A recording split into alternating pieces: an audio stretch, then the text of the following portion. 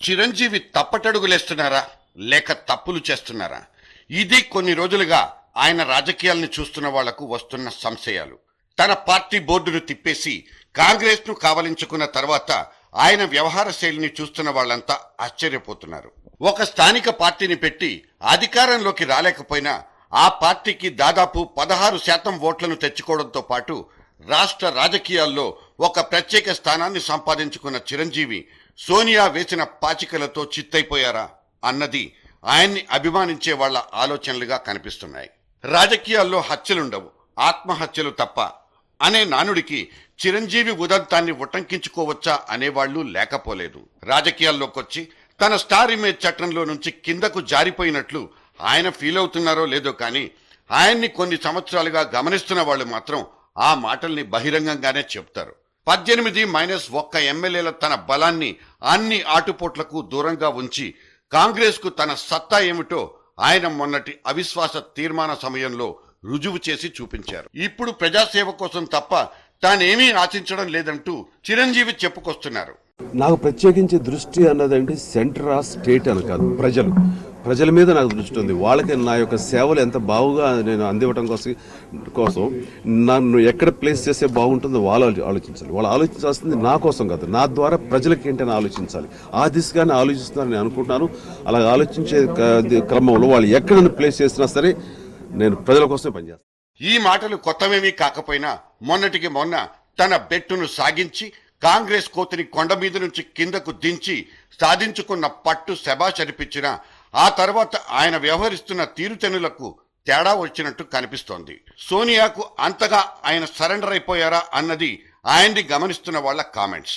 తన పార్టీ ఎమ్మెల్యేలు అసంతృప్తితో ఉన్నారంటూ మొన్నటికి మొన్న బిల్డప్పులిచ్చి ఆ తర్వాత ఇలా నిమ్మకు నీరెత్తినట్లు కూర్చోవడం ఏమిటన్నది ఆయన అనుచరుల్ని పట్టి పీడిస్తున్న సమస్య. అసలు ఈ అలక వ్యవహారాన్ని దగ్గరుండి రాజేసింది ఆయన మిత్రుడు బొత్స సత్యనారాయణ అంటూ వినపడుతున్న గుసగుసలు చిరు చెవిలో కూడా పడకుండా ఉంటాయని అనుకోవడానికి వీల్లేదు.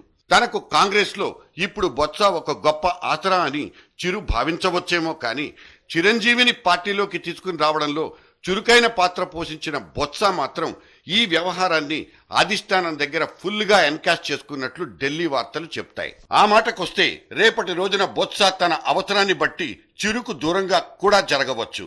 దానికి రాజకీయం అనే బోర్డు తగిలించుకోవడం కూడా ఇటువంటి కాంగ్రెస్ నాయకులకు వెనతో పెట్టిన విద్యే. చిరంజీవి తనకు ఏ పదవిచ్చినా తీసుకుంటానని సోనియాను తానే పదవి అడగలేదని చెప్తుంటారు.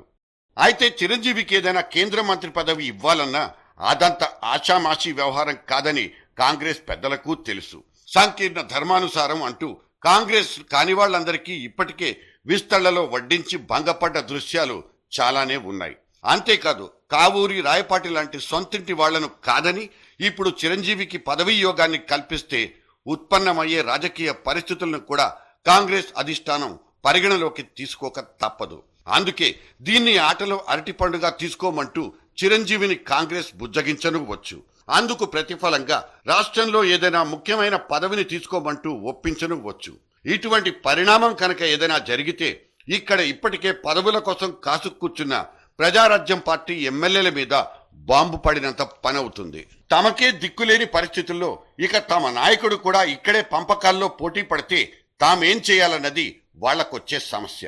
వీలైనంత కాలం సమస్యను పొడిగించి సదరు సమస్య తీవ్రతను తగ్గించడమే కాంగ్రెస్ వ్యూహం. ఇటువంటి వ్యూహం గురించి కూడా చిరంజీవికి తెలియకపోదు. ఒకవేళ కాంగ్రెస్ ఆ పనే చేస్తే చిరంజీవి అప్పుడేం చేయగలరన్న అంచనాలు కూడా కాంగ్రెస్ పెద్దల దగ్గర ఉంటాయి. ఈ అంచనాలు ఆచల మధ్య దూరాన్ని తగ్గించడమే చిరు ముందున్న తాత్కాలిక లక్ష్యం.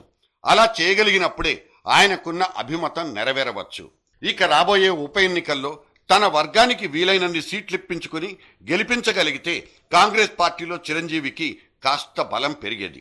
ఇప్పుడు అనుకున్నంత బలంగా లేని కాంగ్రెస్ పార్టీ రేపటి ఉప ఎన్నికల్లో చిరు వర్గానికి కాస్త ఎక్కువ టిక్కెట్లే ఇచ్చి వాళ్లను గెలిపించుకునే భారాన్ని కూడా ఆయన మీదకు తోసేస్తే సగం గొడవ వదిలిపోతుందనే సెటైర్లు కూడా కాంగ్రెస్ గూట్లో నుంచే వినపడుతున్నాయి. మొత్తానికి ఈ బైపోల్స్ చిరంజీవి శక్తి సామర్థ్యాలకు ఒక పరీక్ష లాంటివి.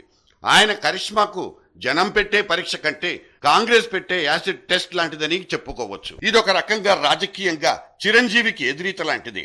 పార్టీ పెట్టి దాన్ని మూసేసేంత లోపలే ఆయన డక్కా మక్కీలు తినేశారు. మిత్రా వంటి మంచి పేరున్న వాళ్లను దూరం చేసుకోవాల్సి వచ్చింది. చిరంజీవి రాష్ట్ర రాజకీయాల్లో ప్రత్యామ్నాయ శక్తిగా సరైన సమయంలో వచ్చారనుకున్న వాళ్ల ఆచల మీద ఆయన నీళ్లు చల్లేశారు.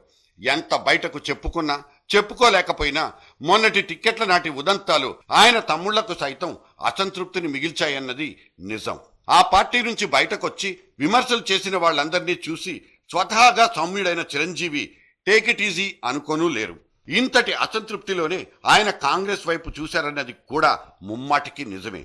అయితే ఆయన కాంగ్రెస్ లోకి తన పార్టీని విలీనం చేయడానికి సోనియా రాయబారాలు కారణమా లేక బేరసారాలు కారణమా అన్న దీంట్లో నిజానిజాలు మాకు తెలియదు. కానీ చిరంజీవి వంటి ఒక విశిష్ట నటుడు విలక్షణమైన రాజకీయాలకు తెరతీస్తారని ఆశించిన వాళ్లకు ఆయన చూపిస్తున్న సినిమా మాత్రం ఇంటర్వెల్ కాకుండానే శుభం కార్డు పడిపోవడం అసంతృప్తినే మిగిల్చింది.